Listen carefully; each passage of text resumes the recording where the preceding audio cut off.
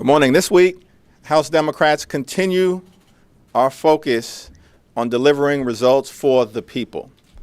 As we indicated, leading up to the midterm election last year, were we to seize the majority, we'd be focused primarily on lowering health care costs and protecting people with pre-existing conditions. There's no more significant issue facing the Congress than the exploding costs of health care and a continuing Republican assault.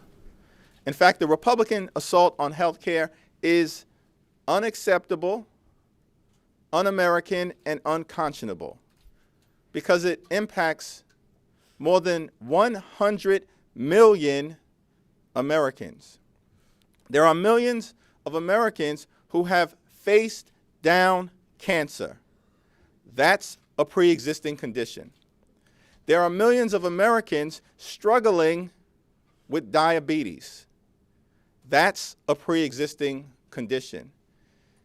There are millions of Americans who are fighting heart disease, at risk at any moment of having to confront a stroke or a heart attack. That is a pre-existing condition. That's why the stakes are incredibly high. And we stand to protect those Americans. My colleagues on the other side of the aisle and the administration are trying to take away that protection. And so we're so pleased that the Energy and Commerce Committee, Chairman Frank Pallone, and the leadership of Annie Kuster are bringing a bill to the floor this week to protect those very vulnerable Americans. Every single person in this room has a family member with a pre-existing condition. Every single member under the Capitol Dome, Democrats, Republicans, Independents, has a family member with a pre-existing condition. Every single person in this country has a family member with a pre-existing condition. The issue is deadly serious. And so we're thankful for the incredible leadership of Annie Kuster. And let me now yield to the distinguished, gentle lady from the great state of New Hampshire.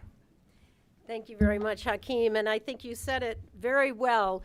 When you think about it, asthma, allergies, Alzheimer's, cancer, diabetes, just go through the alphabet. Having a child, Catherine and I, pre-existing condition, any of these things in my state of New Hampshire, the opioid epidemic, pre-existing condition, alcoholism, pre-existing condition. And every week we've heard Republicans in the House Energy and Commerce Committee talk about, oh, of course we want to protect pre-existing conditions. And yet what is this administration doing? They're in court right now to eliminate the protections in the Affordable Care Act. And what they've done at every step is to sabotage the consumer protection guide rails that were in the Affordable Care Act. And most notably through these Section 332 waivers, they are making the decision to allow states to offer junk health plans that don't protect consumers. And let me just give you an example. In the original Affordable Care Act, there were 3-month short-term limited duration plans just to help somebody get into another plan when they were changing employment. What this administration is doing is extending that to 1 year and then 3 renewals. So for 4 years, you can end up in a plan that does not have the protections, does not distinguish a person with a pre-existing condition and give them that protection, requires that women pay more for their health insurance. And the worst stories that we heard in our committee were people who went to the hospital and didn't realize until after the procedure, after the treatment, that their health care was being denied. And then when they took it up with the health insurance company, and they said, we didn't know about the pre-existing pre-existing condition, the health insurance company said you should have known. And it's unconscionable, it's un-American, and we intend to close this loophole. And more importantly, we intend to get our colleagues on the record. Do you care about the quality of life of the American people? And the fact is they do not care. They're in court right now to eliminate the entire Affordable Care Act, and we intend to call them on it. So I appreciate it. Thank you very much. Thank you so much.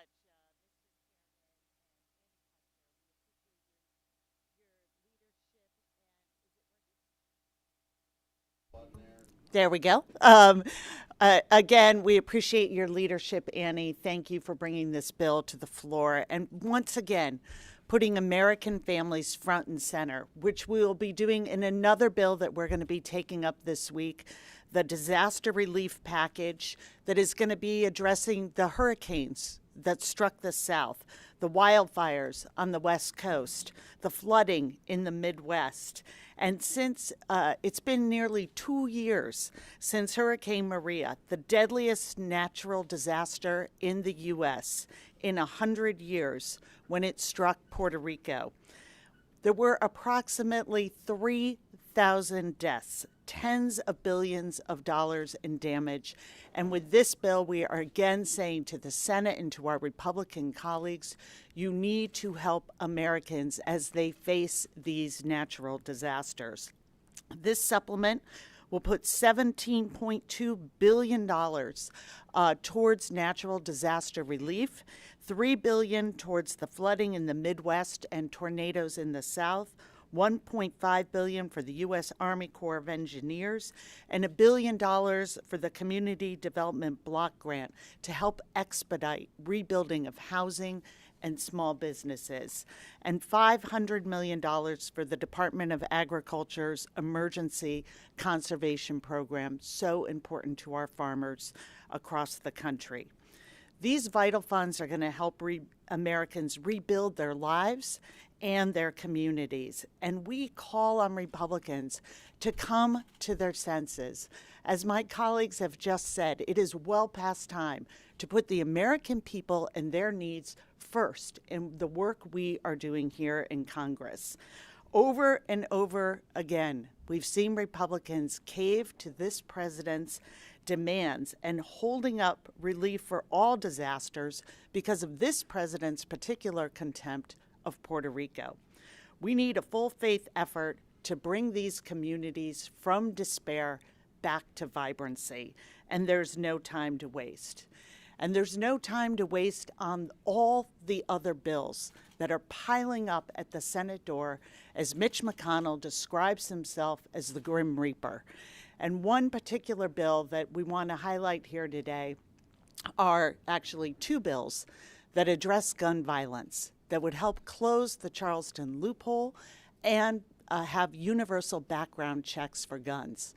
Jason Crow tweeted this morning that our kids are on the front line of violence as his congressional district experienced yesterday their third mass shooting down at a charter school in Highlands Ranch, Colorado. That is building on the horrors that unfolded in a movie theater in Aurora. And one of the major school shootings to this day, that at Columbine. Our kids on the front line.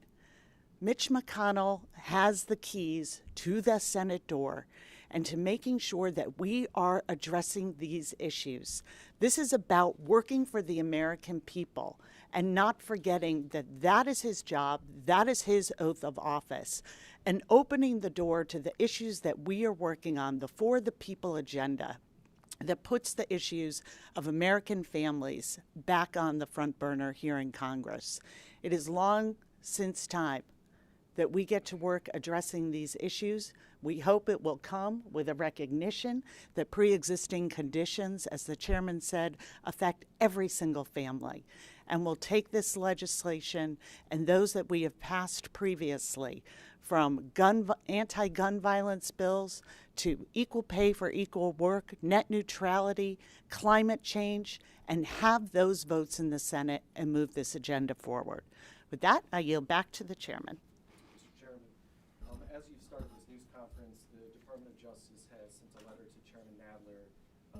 informing them that the president has asserted executive privilege over all of the subpoenaed materials from the Mueller investigation. What's your immediate reaction to that, and do you see this as just another legal challenge, or is this a real challenge for the caucus? Well, there is no basis in law or in fact for the Stonewaller in chief to exert executive privilege. The Mueller investigation has already run its course. Bob Mueller and his investigators have spoken to countless individuals, including the former White House counsel. And so to try to assert executive privilege after the fact is laughable, it's frivolous, and it has no basis in reality. Mr. Chairman, there's been a lot of chatter from members of the Judiciary Committee about maybe using Congress's power of inherent contempt to actually force this on their own like they used to. Is that going to be a problem? I mean, in the old days they used to take people and lock them up in the crib tier. I mean, would you guys be for that? If criminal contempt and civil contempt seem to be dead ends based on recent historical precedents, your members are talking about inherent contempt. Would you think the caucus would be willing to go down that road when you guys are trying to talk about health care and other bread and butter issues? We haven't had that discussion. Right now, the Judiciary Committee is considering the contempt citation. That will be voted out of the Judiciary Committee. Thereafter, the Rules Committee and the leadership, in partnership with Jerry Nadler, will discuss the next steps in terms of how to proceed. In the interim, we will continue to focus on the kitchen table pocketbook issues of importance to the American people, this week led by Representative Annie Kuster. Sorry, sir. You and the leadership have advocated sort of a cautious approach toward impeachment, gathering all the facts, having hearings, etc. It seems like that strategy is blown up because you can't get the facts because the president won't give them to you. So what is your next step? Well, the strategy has not blown up. The next step is the contempt proceeding that is taking place before the House Judiciary Committee today. The standard that has been articulated by Speaker Pelosi remains clear. The evidence should be compelling, the case overwhelming, and impeachment should be bipartisan in nature in terms of public sentiment. So we are still in the fact-gathering process. The administration is engaged in incredible stonewalling. But we are not going to give up. We're going to keep moving forward.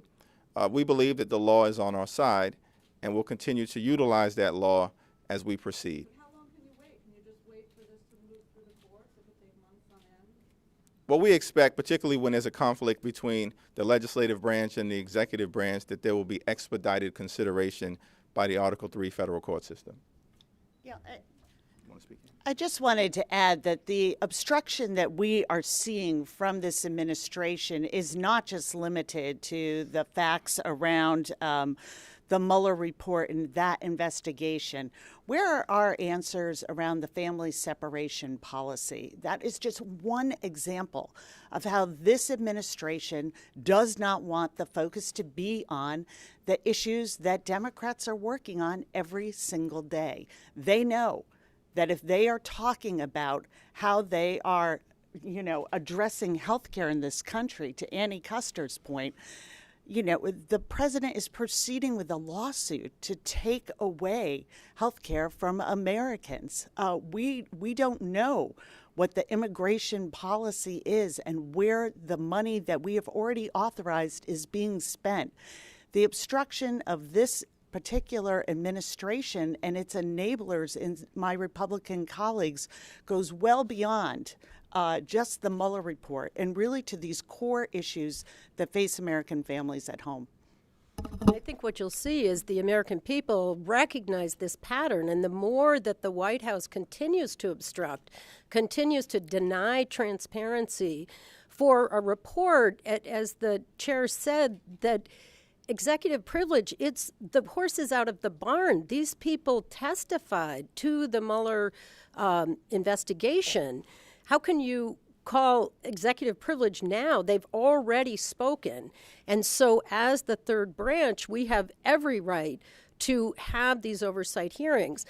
But I just want to make one comment. In a sense, the president is self-impeaching. And that's the process that's happening in front of the American people. And what we intend to do is to get to the truth. And it's no different with the pre-existing conditions. They get up in front of the American people and Republicans say, of course we want to protect pre-existing conditions. But at the same time, this administration goes to court to eliminate the entire Affordable Care Act. And tomorrow you will see Republicans voting against my bill to protect Americans with pre-existing conditions. It's all part of a pattern. Mr. Chairman, given everything that's going on in terms of the president's tax returns, do you think Democrats should skip the subpoena and take Treasury to court over that? And do you think what was reported in the Times yesterday over his past returns bolstered your case for that? The President of the United States is a wannabe dictator with authoritarian tendencies. That perspective is inconsistent with our constitutional fabric. The House is a separate and co-equal branch of government. We don't work for Donald Trump. We work for the American people. We have a constitutional obligation to serve as a check and balance on an out-of-control executive branch and to proceed with our oversight functions. The President is not above the law. The so-called Attorney General is not above the law. The Treasury Secretary is not above the law. And so we are going to proceed consistent with our constitutional responsibilities. But step one today relates to the Judiciary Committee proceeding on contempt. Assuming that does pass out of the Judiciary Committee today, and it sounds like the full vote by the full House would be next, do you have a sense of when that would come, and are you confident that you have enough support among the Democratic caucus to pass it? I'm confident that the entirety of the Democratic caucus understands that we are heading into a constitutional crisis and that the values that are at stake relate to our ability to serve the interests of the American people in a way that's consistent with the Founding Fathers' vision of a democratic republic, of separate and co-equal branches of government, of the balance of power. Those are the stakes right now, and I'm confident that all 235 voting members of the House Democratic Caucus are unified in that regard. Last question. When you want the focus to be on these issues, they were very powerful in 2018.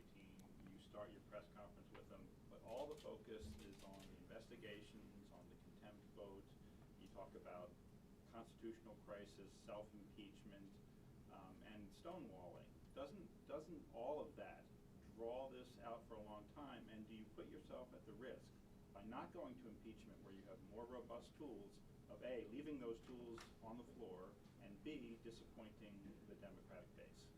We've been very clear in terms of the standard as it relates to impeachment. And again, the next steps are to make sure we can secure the information on behalf of the American people. We want the full unredacted version of the Mueller report. We want the underlying documentation. That information has been subpoenaed. The subpoena has been violated by the Attorney General. That is why he will be held in contempt of Congress.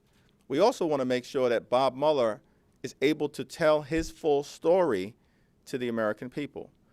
Our job is simply to make sure that the facts are understood in the context of our oversight responsibilities. At the same time, we will continue to legislate aggressively on all of the issues that Annie and Catherine fully laid out.